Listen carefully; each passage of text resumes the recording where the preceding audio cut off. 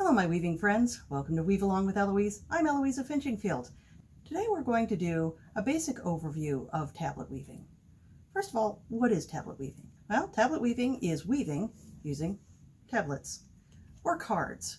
Tablets and cards, the terms are used interchangeably. So sometimes people call it card weaving, some people call it tablet weaving. It's the same thing. So essentially you're using these cards to weave a narrow band, and it's not only creating the up and down threads like normal weaving does, but twisting around each other, which creates an even stronger narrow band. This type of weaving is an ancient form. It dates back to at least 1200 BC.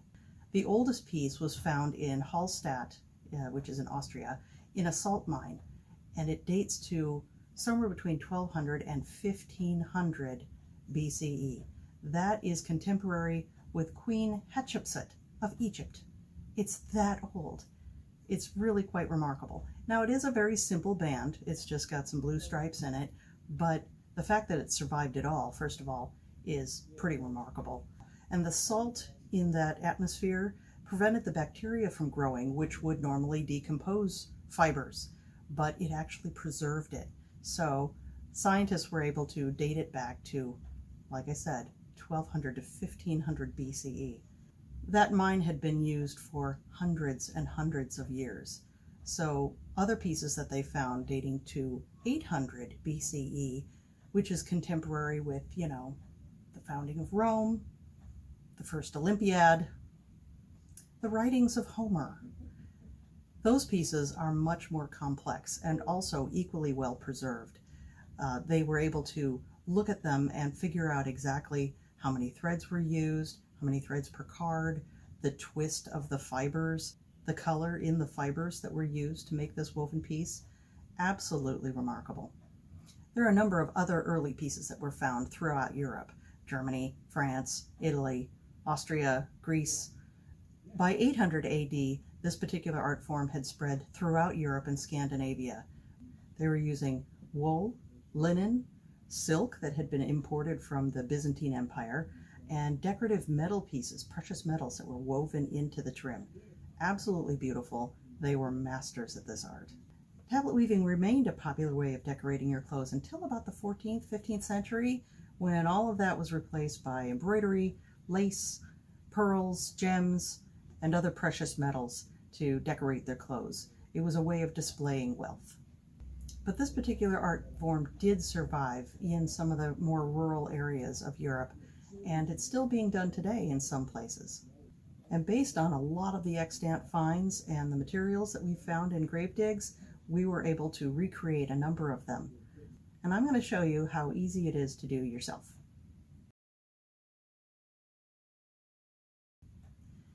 There are several different methods for weaving up narrow bands, and you have to kind of experiment with all of them to figure out which one suits you best. One of the more popular methods is the backstrap method. This is where you have your piece of weaving attached to a belt around your waist, and then you tether the other end to a chair or a stationary object, or even a stick that you hold between your feet. A lot of weavers really like this method, but it does have some limitations. If, say, you have a bunch of toddlers that you have to jump up and chase after once in a while, dropping what you're doing and running after children can really mess up your weaving. So if you have small children or little pets to chase after, this may not be the best way to start out. However, there are a number of other options. If backstrap doesn't work for you, maybe you should try the Osberg loom. This is a type of loom that was uncovered at a dig in Tonsberg, Norway. I hope I'm pronouncing that correctly, at the Osberg farm. It was made in about 834. The burial mound included a whole bunch of weaving things, a wheelbarrow, a ship, the bodies of 2 women, interestingly enough. A lot of the valuable stuff was stolen, but they left the good stuff behind. The Osberg loom is essentially 2 upright posts. Originally they were set 6 feet apart and about 3 foot high, and they had a support structure between them to kind of keep them from bending in. What you do is you tie your woven piece on each of the upright posts, and you sit down on a bench to work. It's actually a pretty ingenious, very simple kind of loom, And it's something that if you build it yourself, you can make it break down for transport. It's actually a really cool idea. It also has a great period look. If you're going to be doing these at reenactment events, Viking events, SCA events, this is the thing you want to have. It may take a little bit of time to figure out how to get the tension right on it, but once you do, you're golden. Now, if you're not dressed up as a Viking and you do later period and you want to do tablet weaving, maybe you look into a box loom. Box loom is a great portable option, but you may need some help getting the thing warped. These looms are very similar to other table type looms where you have a warp beam and a cloth beam, and in order to wrap the warp beam, you have to have some assistance with somebody else holding it to keep the tension while you wrap it up around the warp beam. Once it's all warped, of course, you're good to go. It's something that you could set on a table, or if it's small enough, you might even be able to hold it in your lap. If you live alone, or if, say, you're stuck at home because of, a global pandemic, and you need some help, there was somebody who posted a picture recently where she used a couple of heavy books to hold her warp as she wrapped it around the warp beam. It's absolutely ingenious. Another option is a warp-weighted loom. Now, in period, they did use warp-weighted looms, but I think it was mostly for fabric. I haven't found any evidence yet of tablet weaving being done on a warp-weighted loom in period. Now, don't get me wrong. You can make a warp-weighted narrowband loom.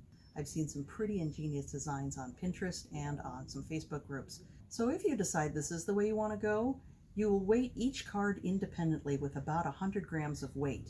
And that way, as you weave, it will untwist as you go. So the last loom I'm going to show you is the Inkle loom. Now, I know what you're going to say. It is modern, but it is effective.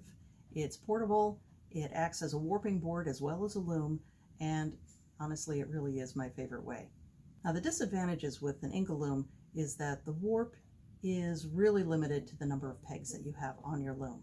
But don't let that stop you, because you can always build a bigger loom. There are a few commercially available Inkle looms out there. Schacht and Ashford both make really nice looms, and there are any number of them available on Etsy in a number of different sizes. You can get some really small inklets, which makes really small pieces, like a yard. And then they have Inkle looms, and then you could go as big as a monster loom, which is what I did. Now, when weaving anything, there are warp threads and there are weft threads. The warp threads run the length of the fabric or the woven piece. The weft threads go back and forth between the warp threads, which creates the fabric. The warp threads need to be strong enough to be held under tension for whatever project you do. As well, it needs to withstand the abrasion from the cards moving against the threads. Wool is a good option if you choose carefully. You need to choose a worsted wool that will withstand the tension. If you do have a wool yarn that you want to use, give it a quick test tug. If it breaks that easily, it's going to break while you're weaving. One of the things to check when you're choosing your wool is if it snags on itself. Now, if it does, it's going to do this while you're weaving. The kind of wool that you want to look for is a really strong worsted weight. This has got a lot of strength to it, it's not going to snap easily, and it doesn't stick to itself like some of the other wools do. It will actually work pretty well for you. Linen was used in period, often combined with other fibers like silk, and you can find dozens of different colors of weaving linen online. Full disclosure, I've never actually woven with linen, so I can't give you any good advice. Sorry. Silk is strong and delightful to work with.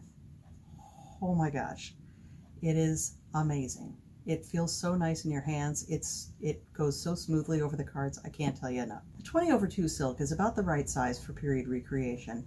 I will put a link right here for the place to order some stuff on Etsy. Really good customer service. Stuff gets to you really quickly. Highly recommend. I've tried the 60/2 silk, and it makes a beautiful, delicate, tiny band, but it is essentially thread, so you're going to need your readers. This is the silk that I use for my weaving. The yellow is the 20/2, which is a little bit heavier, and the blue is the 60/2. It is literally just silk sewing thread. It's really, really lovely to work with. Cotton is something that's readily available. You can find it at pretty much any hobby store in your town, and it's fairly inexpensive. Some hobby stores, Ben Franklin comes to mind, you can find dozens of colors in the little spools. This is the size 8 pearl cotton. I really love using this stuff. It's very delicate and very strong and can be found at any craft store. The size 8 crochet cotton is just about the same size as the 20/2 silk, so if you're looking for period accurate in size, that's what I would go for. Cotton carpet warp, like the Maysville 8/4, is a really good, strong, it's carpet warp. It was intended for this. It is a little bit heavy for tablet weaving, but if you're doing something like trim for a cloak, or you're doing purse straps or guitar straps, or maybe even a dog leash, that's actually a really good size. It's not delicate, but it's strong. This is the Maysville carpet warp. It's 100% cotton, 8/4. It's very, very strong, and it's what we're going to be using today for our project. Now, tablet weaving cards in period were made out of bone, antler, horn, wood, leather. The modern commercially available cards usually come in the 3¼ inch sizing. I don't know how many millimeters I could do this. Okay, I'm going to measure, which is just under 9 centimeters. Some people find them really big. I'm used to them. This is what I learned on, and this is what I still use today. I find this very easy to work with. Many weavers prefer to make their own cards. Sometimes they use plain cards, which start at about 2½ inches, which 2½ inches would be 6½ centimeters.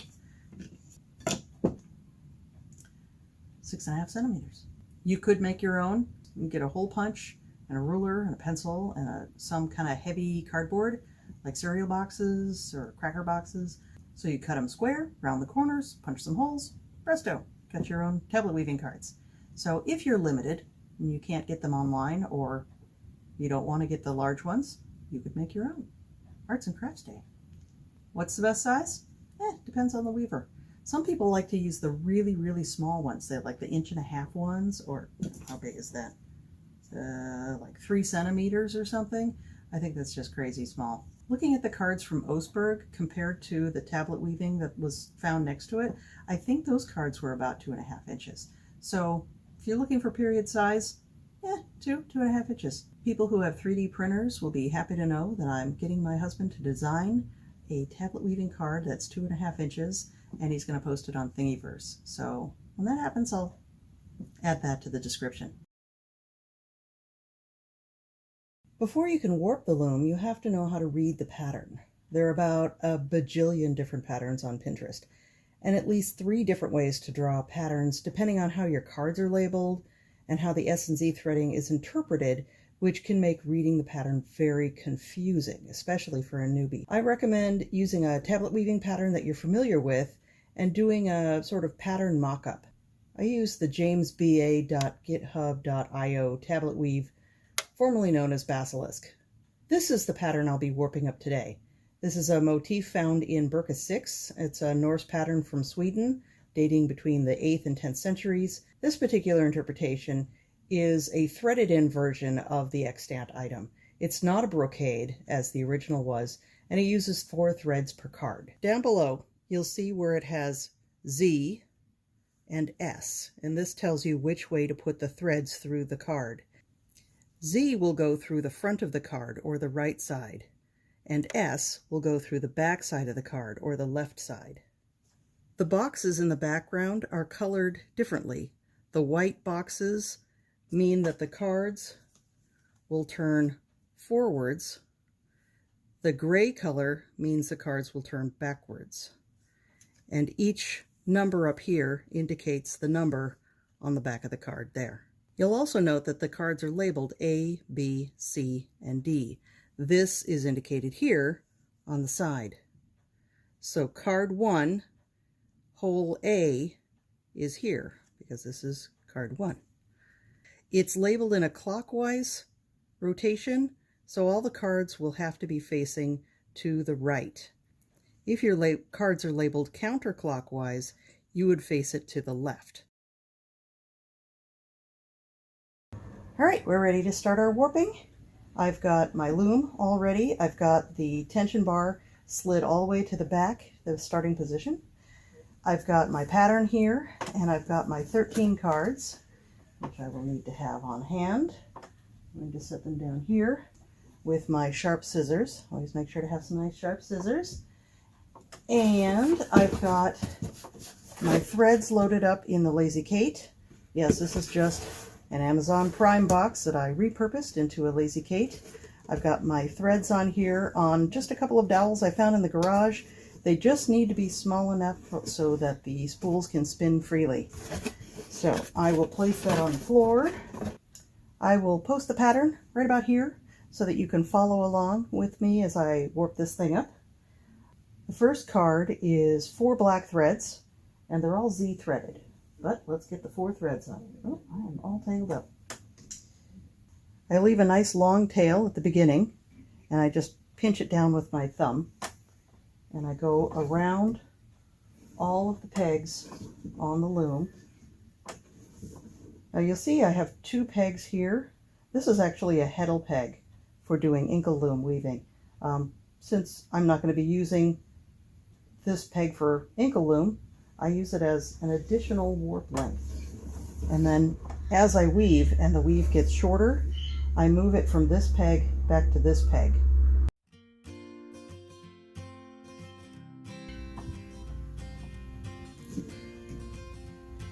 Second thread.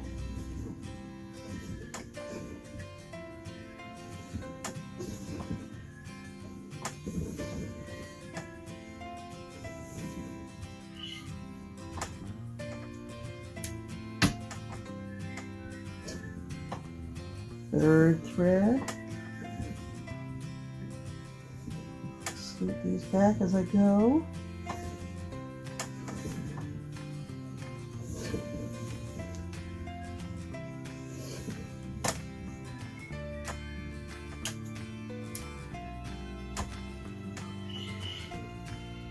And the 4th thread.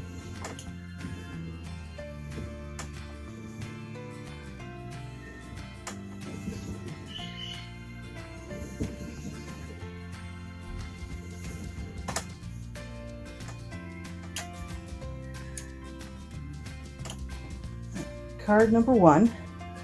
Remember, the cards that are clockwise labeled need to face to the right, and this is Z threaded, so it'll go through the front side of the card. All 4 threads will go in the same direction. If you try to put some in Z threaded and some in S threaded, the card will not turn.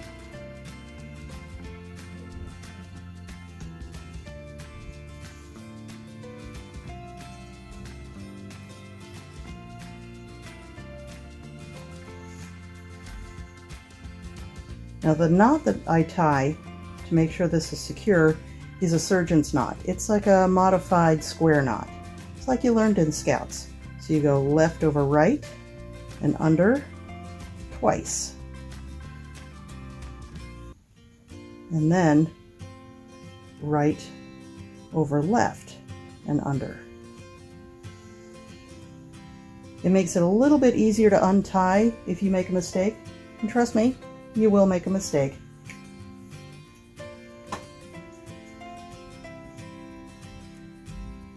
It happens to us all.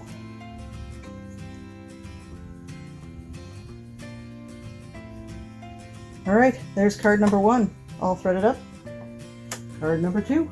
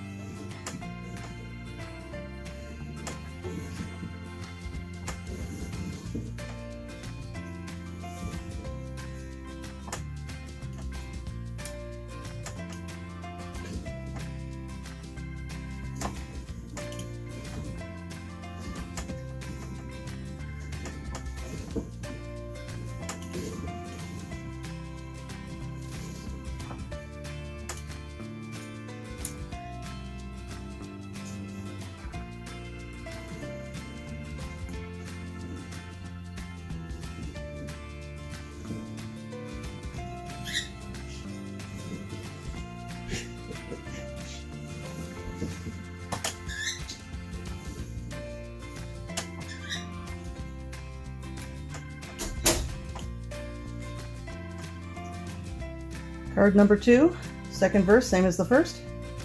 It is Z-threaded through the front of the card.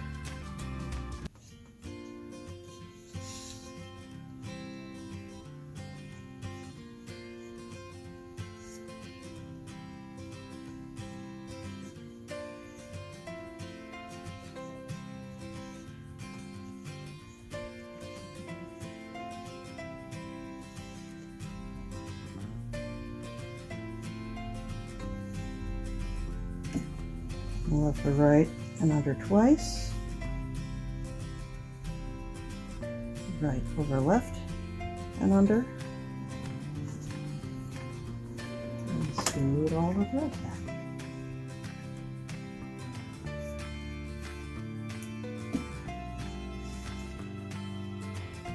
Okay, the next 9 cards are all 2 pinks and 2 blacks, so I like to take both threads at the same time, anchor them both, and thread them both at the same time. This will cut down your warping time by half. If you're using multiple colors, you can warp them up all at the same time on an ankle loom.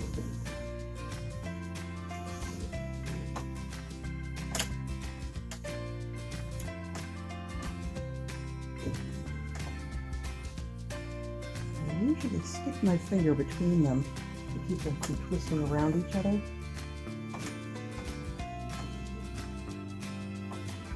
And sometimes create some twisting problems during your weaving process.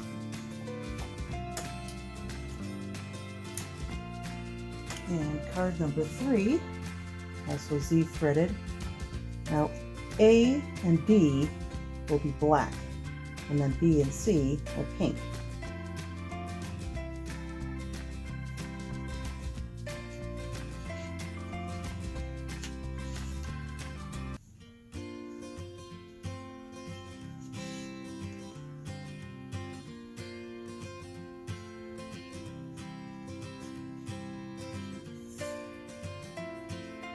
I like to pinch the thread on the top of the card and then pull it through.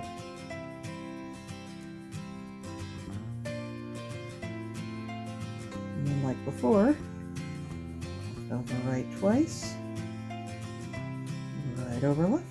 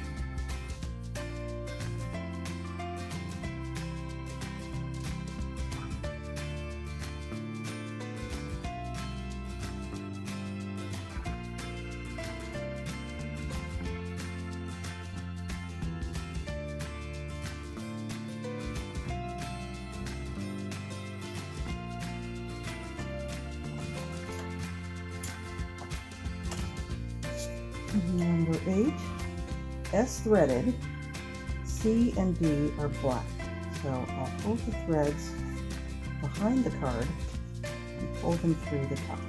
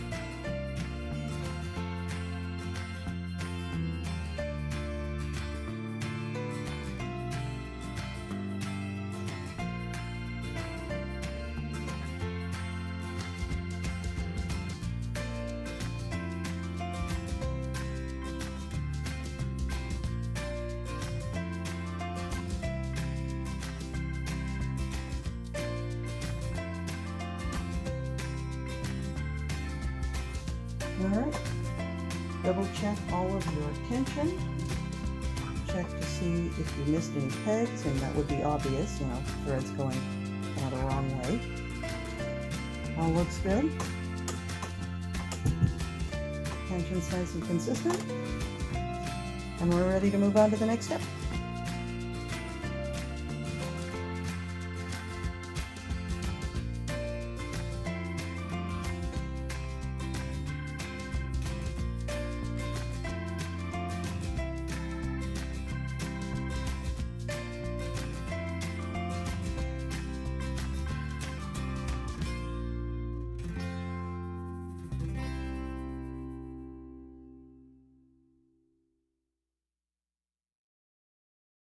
All right, your loom is entirely warped up and ready to start weaving. You've got your shuttle all loaded up, so you're ready to go with that. And you've got your pattern set aside. And of course, once again, I will try to put it up on the screen right about here so that you can follow along. Now, the first thing I do when I start weaving is I make sure that AD are at the top. The cards should always start with AD at the top. Most patterns are like that. So the first thing I do is I feed the weft thread through the shed. This is your weft thread. I'm feeding it through the shed, which is the opening between the top threads and the bottom threads. I leave a nice long tail and I nestle it in so it's about, a finger or two away from all of the knots. You want to make sure to leave a space there. Then I turn all the cards forward. This is just getting started. We're not following the pattern yet. You feed your shuttle through the shed, and you take your tail and feed it backwards through the shed. This just kind of helps anchor it when you first begin. Now, you don't need to tighten it up too much. I like to give it a little snug, but not squish. Turn the cards.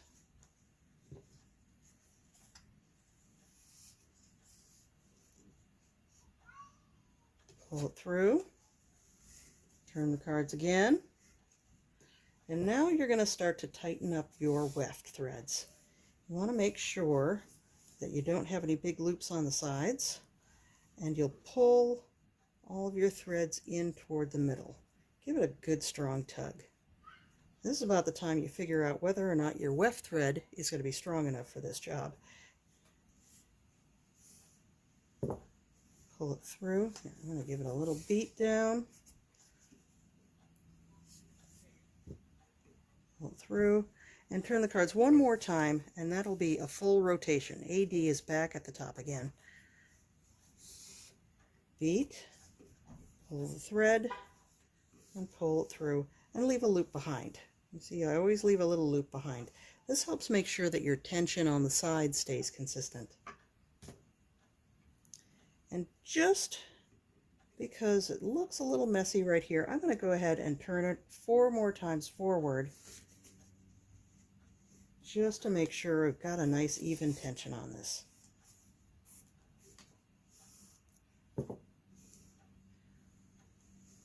Turn the cards, beat down, pull the loop through, pull your shuttle through, and leave a loop behind. Turn the cards, beat down, pull the loop through, pull your shuttle through, and leave the loop behind. One last turn. Pull your loop through and leave a loop behind. Now we have AD back at the top again, and we're ready to start our pattern. So the first pick, which is the first row, start at the bottom and you work your way up. The first pick has 2 forward, 5 back. So it's 2 forward, 5 back. I push those down. 2 forward, 2 back, and 2 forward. Now you notice on the pattern that all the way up, all of the edge cards, the 2 cards on each side, are always turning forward. This creates a nice, smooth, braided edge, and it really makes your weaving look sharp. So you turn the back cards back and the forward cards forward. And I leave a little space between the two because this is going to keep them organized for the next pick. Beat down, pull the loop, pull your shuttle through, and leave a loop behind. Pick 2 is the same as pick 1. Turn the back cards back, forward cards forward, beat, pull your thread, pull your shuttle through, and leave the loop behind. Now pick 3, line those up again. The first 4 cards go forward, 3 cards go back, and the rest of the cards go forward. Turn the back cards back, forward cards forward.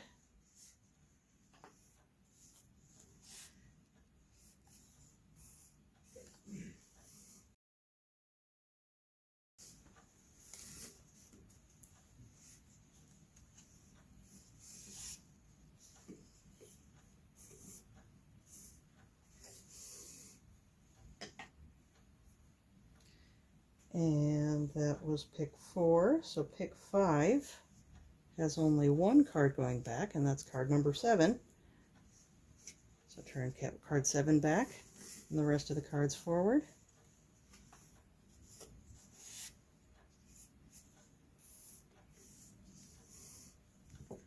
And repeat. Everything in this pattern is twice. That makes it easy to remember.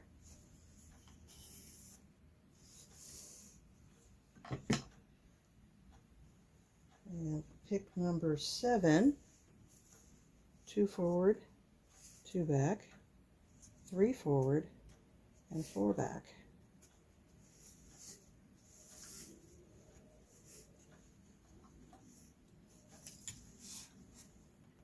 Beat down, pull the loop, oops, turn the cards again,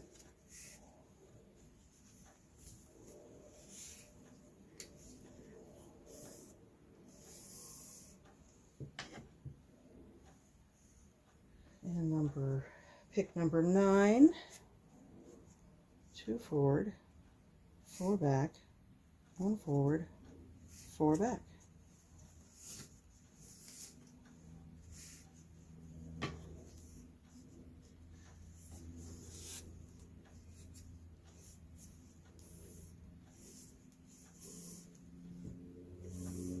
You're already seeing a pattern emerging.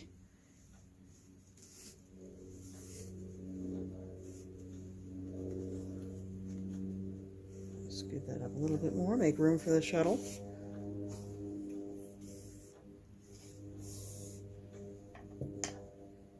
Pick number 11 is all the cards go back except for the border cards.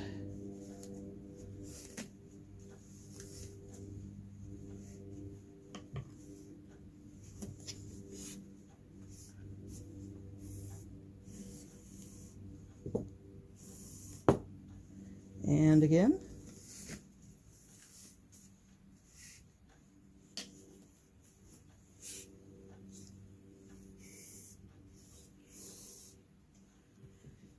Pick number 13. All the cards go forward.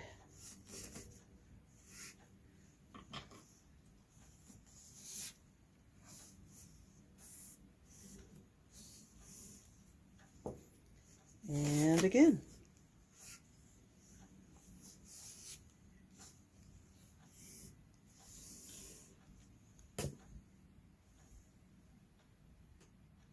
And 2 more times. Now, one of the things you might notice, it's hard for you to see in this image here. There we go. The twist is really building up on these cards, and it's this peg that's preventing the twist from continuing. So you can push the twist up over that peg. See if I can try to do this with one hand. There. So push those up over that peg. There you go. I gotta set it back down. Hopefully you can still see. Okay. So 2 more turns forward. We are at pick 15.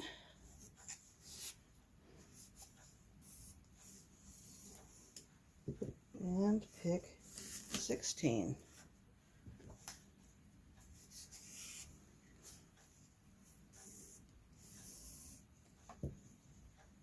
Pick number 17.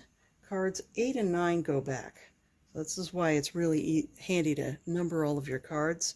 You can go very quickly to numbers 8 and 9, scoot those back, turn backwards, the rest go forwards. Scoot those forward a little bit.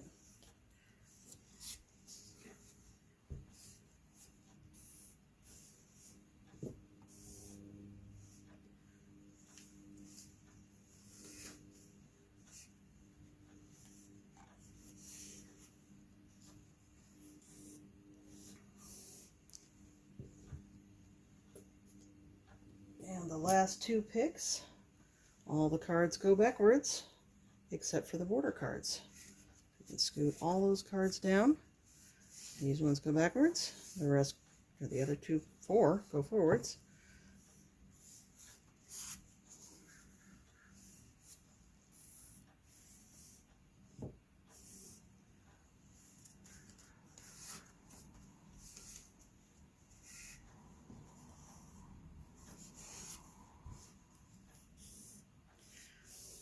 All right, and that is the end of the repeat. Now you'll see that AD is back at the top again. So now you go back to pick number 1, and you continue until you can't continue anymore.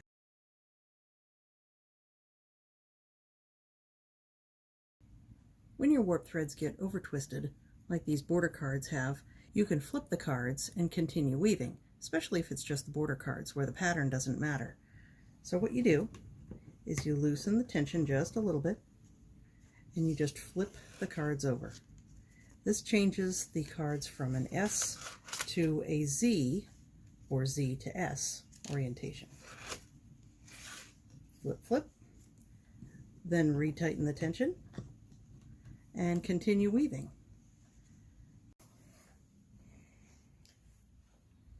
All right, so when you get down to the end of your weave, and you're just about ready to cut it off the loom, the one thing that I like to do at the very end is turn the cards one last time, feed the shuttle through, and then loop it through the loop that you left behind. This kind of gives it a little knot at the end. Tighten that up. Feed it down a little bit. One more turn.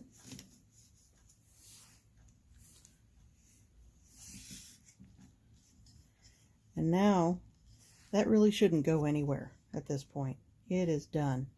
So you can just cut it off the loom, and then you can use it on whatever garment you have in mind. I hope you enjoyed the video, and will come back and join me again for another weaving adventure.